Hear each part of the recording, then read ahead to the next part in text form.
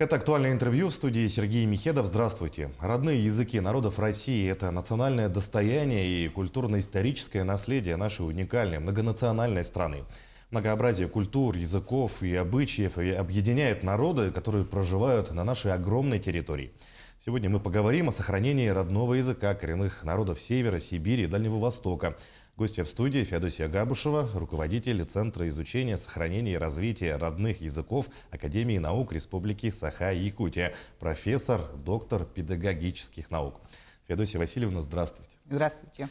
20 и 21 февраля в поселке Батагай Верхоянского района прошел республиканский форум по развитию арктического образования. Вот в каких целях проведено данное мероприятие? Вот как раз 20-21, почему именно эта дата была выбрана? Потому что, во-первых, конечно, 21 по всему миру отмечают День родных языков коренных народов мира. И у нас в России объявлено десятилетие языков народов России. И, конечно, этот форум мы посвятили году семьи в Российской Федерации и году детства в Республике Саха-Якутия. Поэтому мы объединили все эти календарные и знаменательные даты именно под этот форум. Этот форум мы организовали по поручению Министерства образования и науки нашей республики, но это была инициатива 13 арктических улусов нашей республики.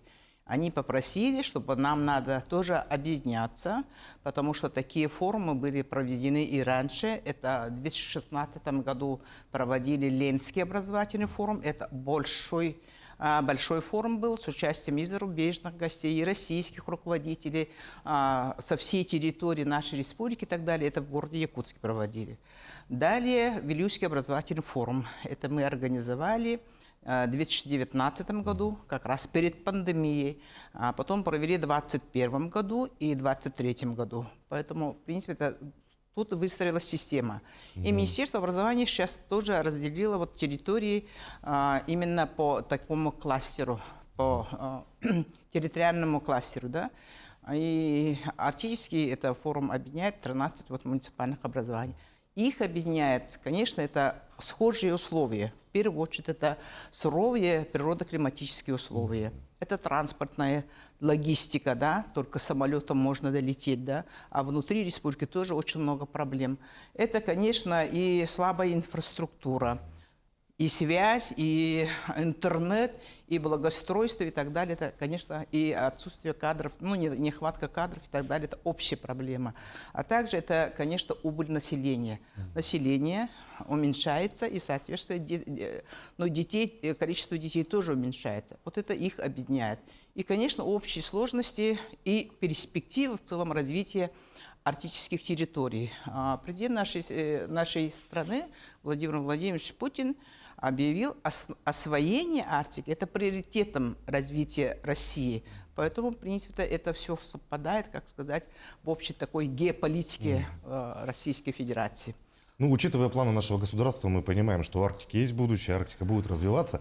Но вообще, какие вот основные вызовы стоят перед образованием именно вот в арктических районах республики? Это в первую очередь качество образования. Потому что не секрет, наши дети именно из арктических улусов в целом, если взять, да, у них показатель, к сожалению, ниже получается среднероссийских, да,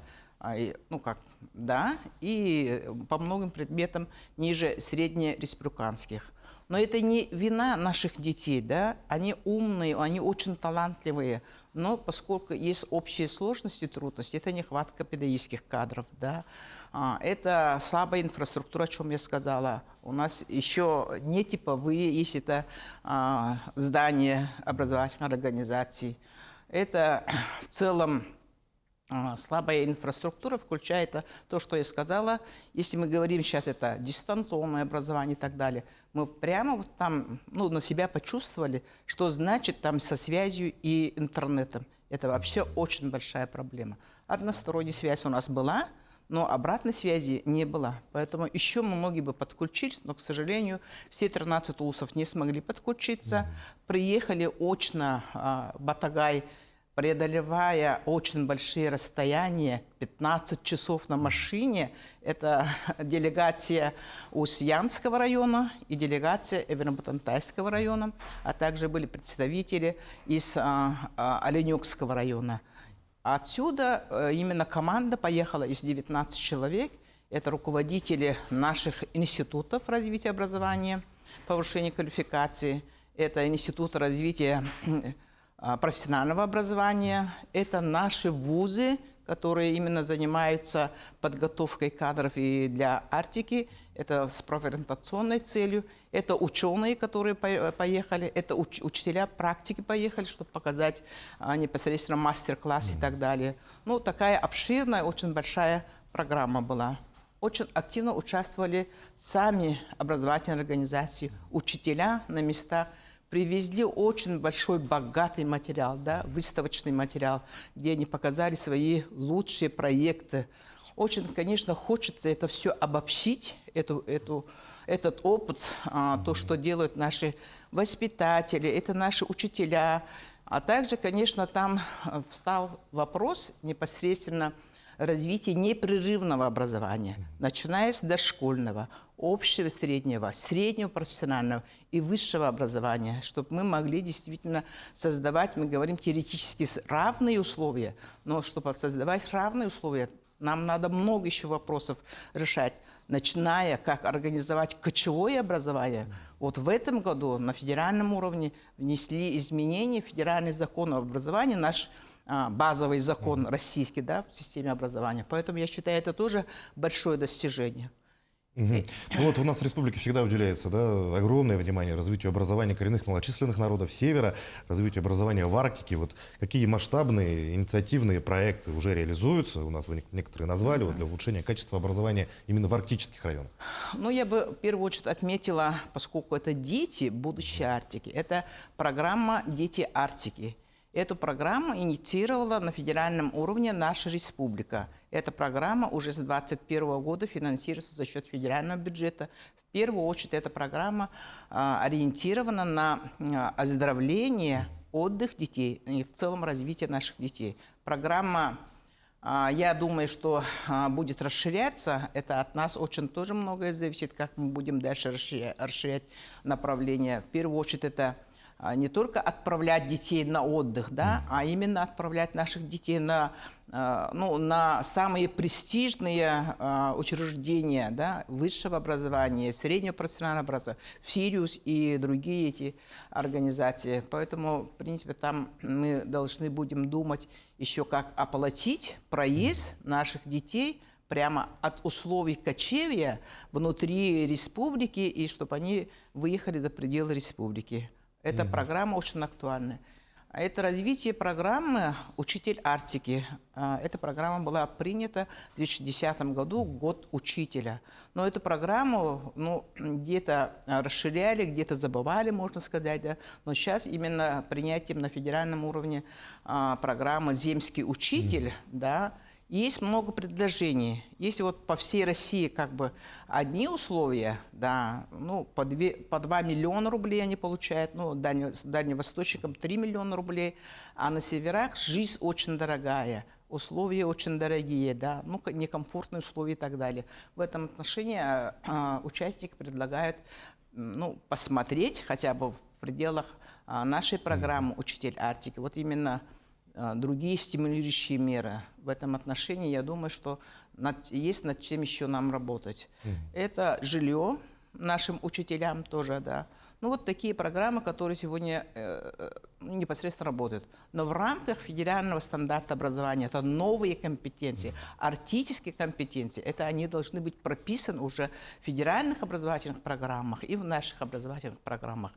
В чем это будет и особенность вот этого форума. Это продвигать и дальше развивать, действительно создать условия, чтобы хотя бы были вот такие приравненные, равные условия, компенсировать каким-то образом. В первую очередь, конечно, электронная школа,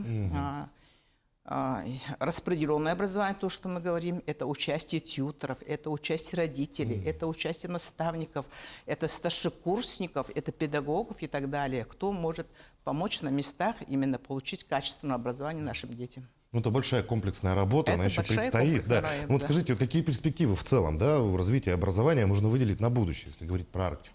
Это, в первую очередь, конечно, обеспечение кадрами. Кадров не только в системе образования не хватает, кадров не хватает по многим направлениям, в том числе по перспективным направлениям. Да? Оно непосредственно это пришли недропользователи. Хочется, чтобы они тоже принимали участие в подготовке будущих кадров для освоения Арктики. Да? И непосредственно, конечно, это по целевой программе подготовки кадров. И непосредственно муниципалитеты сами принимали участие. Ну, партнеры наши принимали участие именно в подготовке кадров для Арктики. Ну, в целом на это уделяется сейчас достаточное внимание. И в первую очередь это, конечно, коренные жители, это коренные малочисленные народы. Ну, буквально вот на днях было поручение Владимира Владимировича Путина разработать программу развития коренных малочисленных народов Севера. Это тоже будет помогать, я думаю, что именно развитию и образованию в Арктике. А вот как деятельность Центра изучения, сохранения и развития родных языков Академии наук Республики вот перекликается с задачами Арктического образовательного форума? Ну, в первую очередь, конечно, это научная организация. Наша Академия, Национальная академия наук занимается многими направлениями. Но самое главное – это ценность, то, что для будущего в целом развития науки – это наш холод и языки. Да, это приоритетное направление, которым занимается наша Академия наук, а также это вновь созданный центр. Это новый центр, он создан тоже только в 2022 году. Сейчас на этапе формирования и развития. Много направлений исследования, которые мы будем проводить. В первую очередь это обеспечение методиками преподавания и так далее, это понятно, и разработкой учебно-методических комплектов. У детей должны быть именно современные учебно-методические комплекты с интерактивным сопровождением и так далее. В этом отношении будем дальше работать. Ну и здесь же обязательно, конечно же, нужны учителя, молодые учителя тоже, которые будут готовы работать в учителей, Арктике. это самое актуальное сегодня, конечно, не только молодых, но хотят поехать и могли бы тоже поехать и люди в возрасте, там, кому за 50, за 60 даже, они готовы выехать, используя свой опыт, непосредственно заниматься с детьми. Это тоже будет очень полезно. Да, это тоже вот сегодня, когда есть такая большая нехватка кадров, они тоже очень нужны. Наше время подходит к концу. Феодосия Васильевна, большое спасибо, что нашли время, пришли к нам, ответили на наши вопросы. Желаем дальнейшей успешной работы на благо образования, в первую очередь, нашей республики. Спасибо. Российское могущество будет прирастать Сибирью еще в 1762 году, сказал Ломоносов, и это дальше будет продолжаться. И это продолжается. Да. Спасибо. Спасибо. А я напомню, вы смотрели актуальное интервью. Оставайтесь на нашем канале.